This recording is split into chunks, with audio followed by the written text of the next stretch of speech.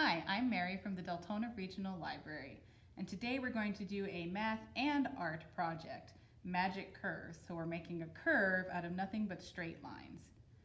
The materials you need for this project is a manila file folder or some kind of stiffer piece of paper. Regular copy paper won't quite cut it for this, so make sure you get something with a little bit of body to it. Folders work really well. A ruler, a pencil, some markers, any color, and scissors. So the first thing we need to do is prep our paper. So all you need to do for that is take your folder, you're going to cut it in half, and then cut the tab edges off so that you have a workable rectangle that's approximately normal paper shaped.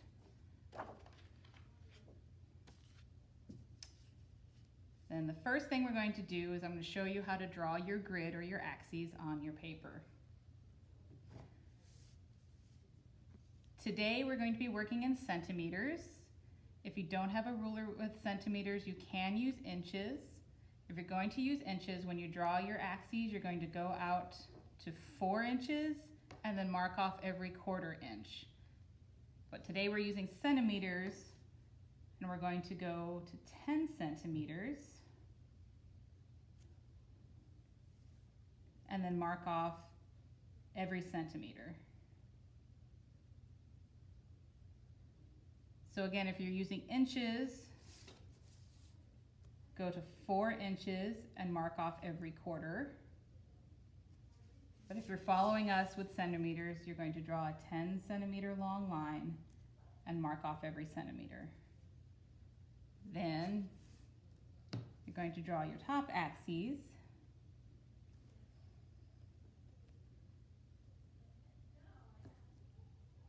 Again, you're going to draw to 10 centimeters and mark off every centimeter.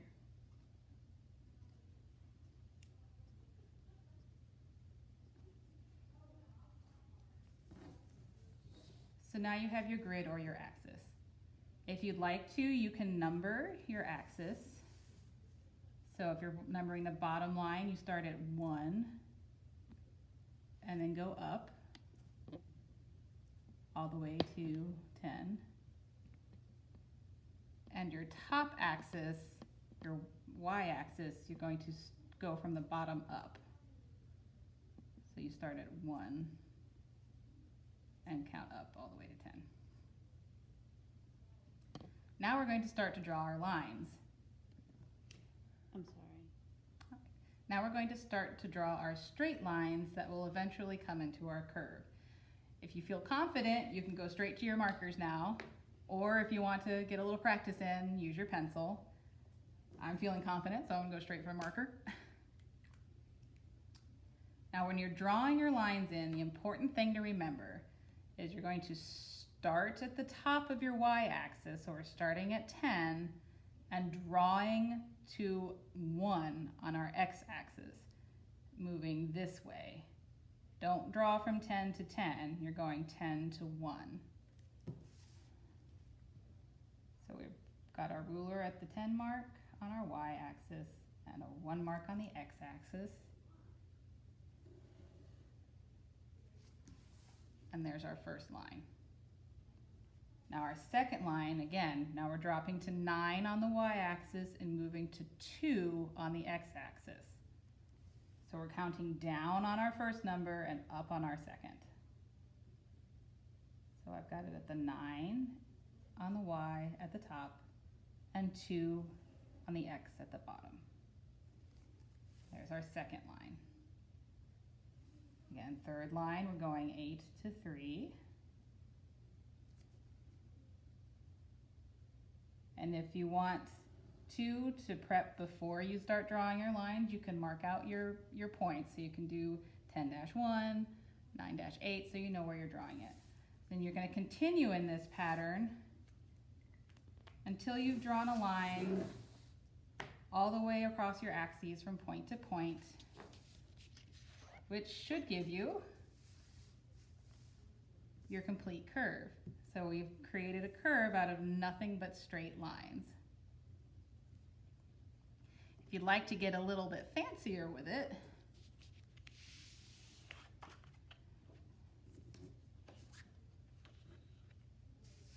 you can do a full cross grid, and then you can get a diamond shape out of it. So for this, we did a line across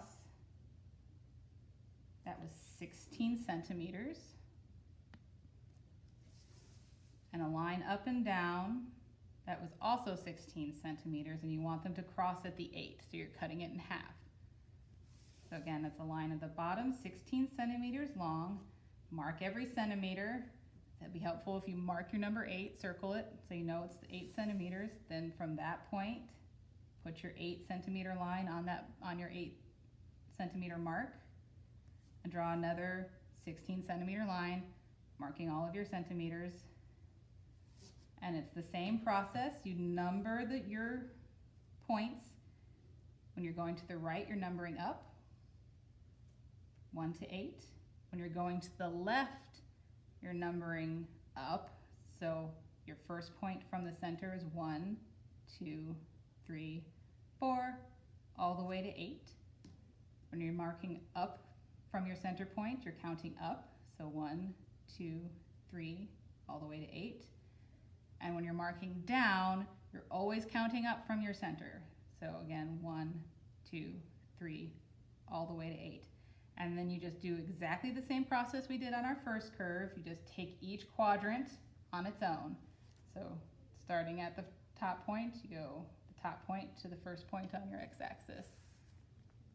So you start your top point here to the one on the x-axis, and continue in the same pattern to make your curves. So if you get all 4 quadrants filled in, you should get a diamond. And you can get fancy with it like we did. We alternated colors. You can color in alternate squares. It'll give you a little bit of an optical illusion effect. Parents, if your kids are learning how to graph, this is a great point where you can plot out all of their points and have them draw to each point so they learn their axes. If you want to get even fancier, you can grab, with your parents' permission, get a couple of extra supplies. So you'll need a push pin, a sewing needle, a tapestry needle, if you have one, is particularly useful. It's a little bit thicker and a little bit blunter, and some embroidery thread. So you can sew over the lines that you drew to make a sewing project. So all you do is you take your push pin and you punch a little hole at each centimeter mark. Then you thread your needle and you sew along your lines. So you're going to sew up at 10, down at 1, up at 2, down at 9, up at 9, down at 3, up at 8, sorry, because I can count. Up at 8, down at 3, and continue on. And that should give you your curve. And if you're sewing over the lines you already drew, it's really easy to see.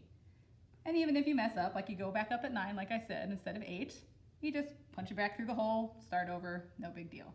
And you can get a sewing project out of your math and art project that you also drew.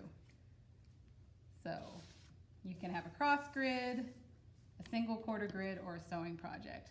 Hope you have fun.